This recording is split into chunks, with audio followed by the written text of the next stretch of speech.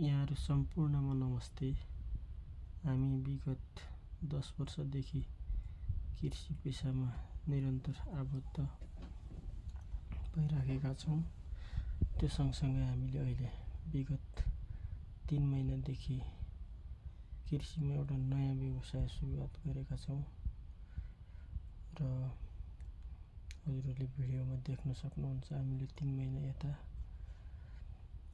भैँसीको गोठ निर्माणको कार्य सुरु गरेका थियौँ भने भिडियोमा देख्न सक्नुहुन्छ। हामी 3 महिनाको पिरियडमा अहिले यो अवस्थामा आइपुगेका छौँ।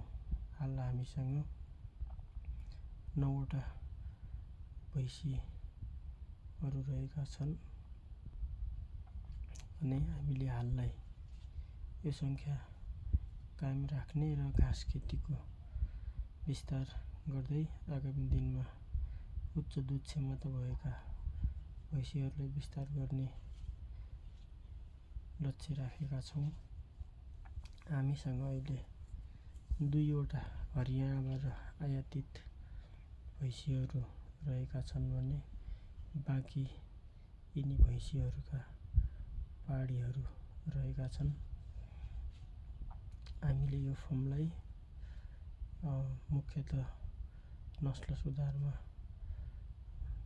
ध्यान दिने र निकट भविष्यमा यसलाई भैँसी स्रोत केन्द्रको रूपमा विकास गर्ने लक्ष्य राखेका छौँ भने हामीले यहाँ देखिएका भैँसीहरूमध्येबाट पनि उच्च दुध क्षमताका भैँसीहरूलाई राख्ने र